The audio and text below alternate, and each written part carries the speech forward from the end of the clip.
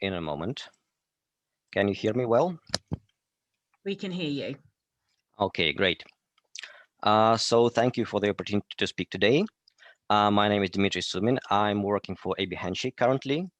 My previous experience includes something like 16 years within the telecom sphere, and primarily in international roaming, international interconnect, and actually the fraudulent use of these services. So this includes 13 years within the MTS group, MTS Russia, and a number of other telecom operators. So today we'll be speaking about the detection of call stretching and OTT termination.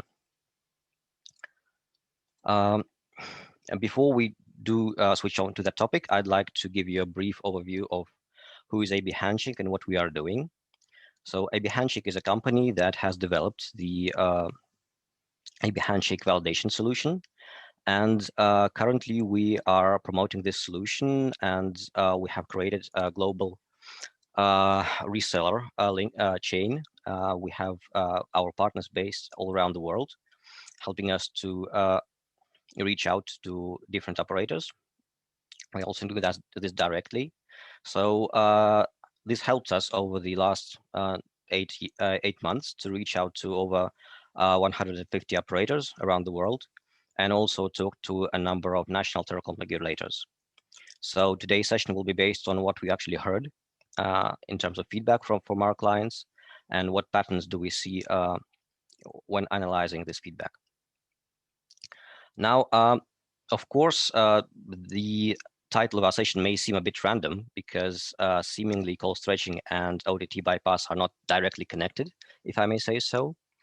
But there is a connection between the two scenarios. Well, primarily, of course, they are two different types of international voice fraud.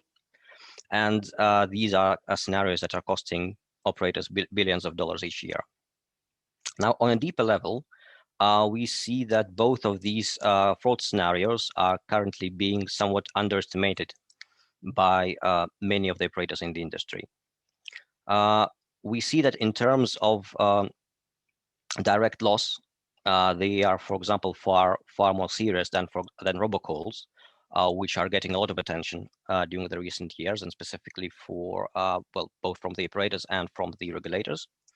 However, when we reach out to our clients, and when we, of course, we start every discussion with a new client by asking what pain they are trying to solve, what kind of problem with fraud do they have, and neither call stretching nor OTT bypass are, well, they're both seldomly mentioned, so they are not the primary focus of, well, many of our clients at least.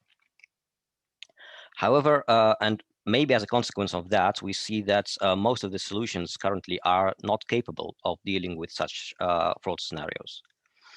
So we are in this short session, we will try to figure out what's the reason for the situation, and is it possible to do something with that. Now, when we speak about call stretching, we should really speak about two different scenarios, because they are kind of two basic versions to most widespread version of call stretching. First of all, there's the classic one, the old one. So in this case, there's a conversation going on between A and B. And at some point of the conversation, the B party disconnects the call, hangs up the phone. However, this disconnect message is not properly relayed down the stream of carriers, because one of the carriers decides to kind of hold on to the call for some elongated period of time to be able to invoice for us some additional seconds, and then after some pause, the disconnect message is relayed again up the stream. So in this case, of course, customer A will be overcharged, which is not a very good thing to do. And another situation that's created by this scheme is that the actual durations of the call logged by the B side and the A side will be different. So what's really likely to happen is that there'll be a dispute arising from this scenario, because the durations won't match, and so this will cause billing problems for the operators. Now, but this scenario is not nearly as bad as the kind of new call stretching, which has been registered somewhat recently. So in this case, what happens is that during a normal conversation, the conversation that seems normal, a fraudulent carrier is actually secretly recording the voice of one of the parties. So in this case, the voice of the B party is being recorded. And at a random point of the conversation, the disconnect message is sent by an intermediate carrier to the B party. And so the B party is disconnected from the call. And at the same time, the pre-recorded voice of the B party is played back to party A. Of course, party A needs some time to figure out what's happening. And this can take up to several minutes in our experience. And for all this time is pure income for carrier 2, which is the fraudulent carrier in our diagram. Now, this causes really a number of problems. Well, first of all, again, there's the problem of overcharging customer A for the service that was actually not the service he wanted to receive. However, secondly, and this is even more serious situation, is that customer A, after hearing a recorded conversation while speaking over the phone, has really every right to complain about the violation of his privacy. So this is quite a serious charge, and of course, in our scenario, operator A will be the operator which will have to answer those charges. And this is bad alone if this is a kind of a standalone customer.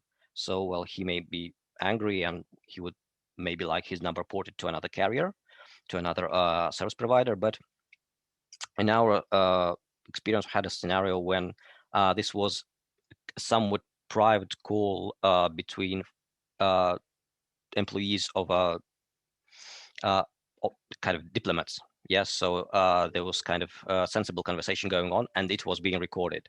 So that really caused a massive problem for the carrier in case.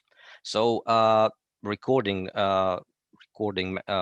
voice, recording conversations is really a bad thing to face, and with so much problem arising from this scenario, the operators really have every incentive to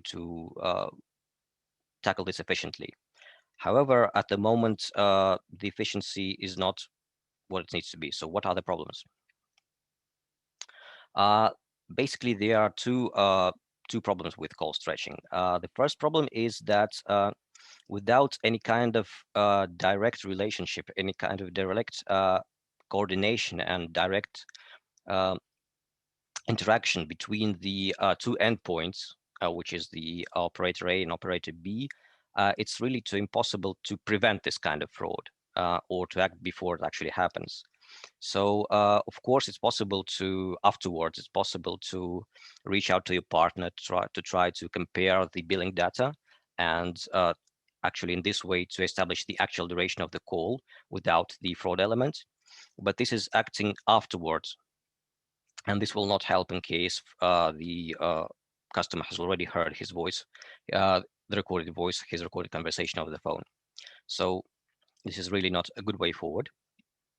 And another problem is that a lot of solutions currently on the market are focused on checking whether the call is valid at the beginning of the call. So for example, before the call is actually established, such solutions can check whether it's coming from a legit source, checking, well, if really everything is good with the source of the call, with the destination of the call. So really can this kind of subscriber expect a call from this destination, or should he really be allowed to call that destination? But after the call is set up and after the call is started, after this subscribers actually started talking, most of the solutions don't actually take any part in call validation after that point. And that is actually the time when call stretching occurs.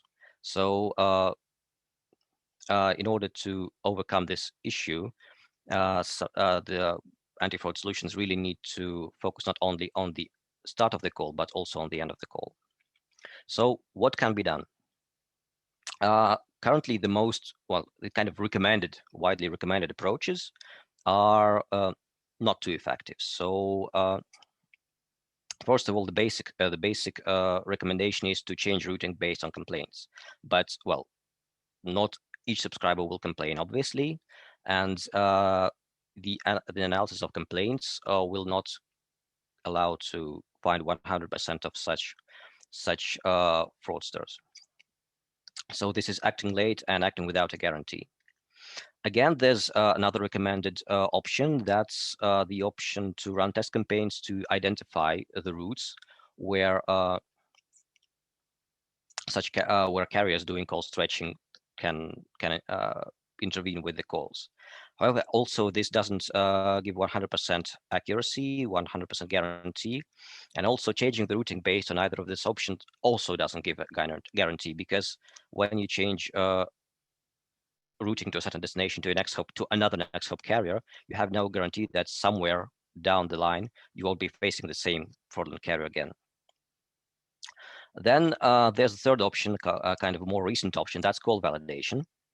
It seems better, but it also has its kind of problems. So first of all, call validation depends on the number of operators participating in a given solution or validation method. Secondly, for validation methods, we also have this problem of the end of the call.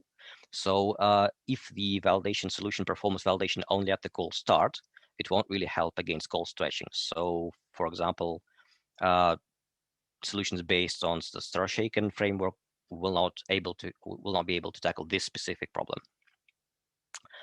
So all solutions, all kind of methods have their drawbacks. However, what's crucial here in our point of view is that the drawbacks of more traditional methods are inherent. So, well, there's no way of running test campaigns 24/7 with all your traffic, or there's no way of comparing CDRs in real time. But what concerns call validation, these drawbacks can be overcome.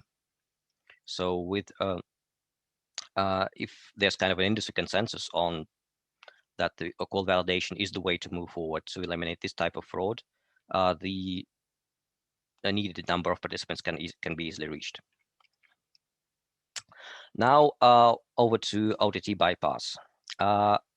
So this is kind of a new, comparatively new type of fraud.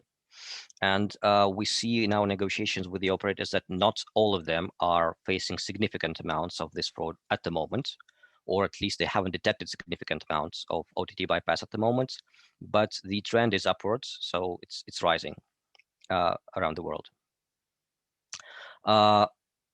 So what happens here is that somewhere down the path of a call, the normal voice call is transmitted by one of the carriers to an internet session through some kind of messenger, and is routed and by it reaches the B customer by means of this messenger instead of actually a voice call. So what happens in this case? Of course, the terminating operator loses revenue because doesn't receive his fair fee for the termination. Now also there's this affects the originator of the call because, of course, such termination method gives lower quality. So he's likely to receive customer complaints for bad voice quality, and subsequently the revenue will also decline because not much subscribers would like to use this kind of service at the same cost of kind of normal call, but with lower quality. And obviously that harms end users too, because well, they get they get the service for the same price, but with low quality again. So that's again a lose-lose situation. Now, what's the problem with OTT bypass? The first problem is that it's kind of it's divided between two spheres. So it originates as a voice call, but no voice call actually reaches the B party, and at the end, in the B side, we have an internet session. So this transit from from voice to data makes it really hard to detect. Subsequently, it cannot be detected by the terminating side alone and blocked as a normal voice call because there's no actual voice call in this common sense. Also, it's quite difficult to devise rules and algorithms for OTT traffic because Well, it can be a call with it, from one messenger to another, which is perfectly legal, but it can be a voice call that that has been transmitted to this kind of a messenger solution. So it's really hard to tell which is which, because the same subscribers during the same day can call each other using both voice, classical voice, and OTT means. So it's really hard to kind of train systems to tell which is which. So again, what can be done? Well, the options are pretty much the same as for call stretching. So again, this can be done to CDR analysis. So at the end of a certain period, you can compare records with the operator A to see which calls you were intended to receive and which calls you actually did receive. But again, that can give you some picture, but it makes the actual prevention of the fraud impossible. Again, testing campaigns can be run, but this will allow you to find only a portion of the legal routes. And if these test campaigns use generated traffic, they are really not very efficient, because fraudsters really calculate these routes very quickly. And what we are seeing now in negotiations with our partners is that testing campaigns are becoming a less popular product for the very reasons I mentioned. So in our view, the only sound option is actual validation, call validation. And by call validation, we mean that is out of band and end-to-end, a real-time exchange of call details between the originator and the terminator and operators. So in this case, both operators will have a quite clear picture on what's actually going on, and operator B will know what kind of calls they can be expecting, and in case they don't actually get those calls, it is clear that something like OTT bypass is going on. So, however, this is only half of the issue, if I may say so, because there's the issue of blocking OTT bypass. So, how do you do that? Unlike any kind of classical voice fraud, the blocking of OTT bypass, OTT termination, is split in two steps. First of all, there's a detection of the voice side of the actual call that is intended for the B party, and then there's the blocking on the data side. So these are isolated procedures which are typically have to be run by different instruments. From the voice part, the crucial information is the list of B numbers in real time. So what you want to get is that you want to know right now which of your subscribers are getting calls via illegal OTT bypass. That's the crucial information to start leg 2. And after you have this information, as a second step, what the operator does is each operator has several options to cut off this OTT call. So one of the most popular options we are hearing that our clients are planning to use for this solution is throttling via DPA-based solutions, or otherwise limiting the possibility to use messengers for receiving calls. So this kind of needs to be a synergy between two types of solution working together on blocking OTT bypass. Now, what is our takeaway from this experience? First of all, both the fraud scenarios I've mentioned today are risks which are currently being underestimated by the operators, but they are risks that are definitely out there, according to both reports and our own experience. Secondly, with this development of new types of fraud and constant evolvement of fraud, cooperation between operators becomes crucial. So even currently, most frauds are being committed by some kind of cross-check between operators, but it's currently done in most of the cases done offline and after the real frauds have occurred. But without this cooperation, really anything else is impossible. Another popular tool another tool that's widely used at the moment are different tools based on artificial intelligence and machine learning. However, in this case, there's always this kind of delay between the threat and the response. So every time a new fraud scenario appears, there needs to be some time during which the algorithm will adapt to this new reality and will be trained to face this new kind of fraud. And this delay will mean that some amount of fraud will inevitably go undetected. So there's a lot of interesting solutions out there, but this type of solution cannot be the only tool in the box. So in the end, what we get, or what we actually see, that you really know that the only way you can defeat fraud is that you know in real time what's happening with each of your calls, both inbound and outbound. So it really seems that this kind of awareness can be achieved only via collective security, and more specifically with end-to-end validation of calls in real time. Because if both the originator and terminator know what's going on in real time with each call, then regardless of what's happening in the cloud, really the fraudster can't do much harm, because in any call can be not connected or disconnected in real time. And that's where the fraud can be stopped. Okay, so that's all from me, and I will be happy to answer any questions.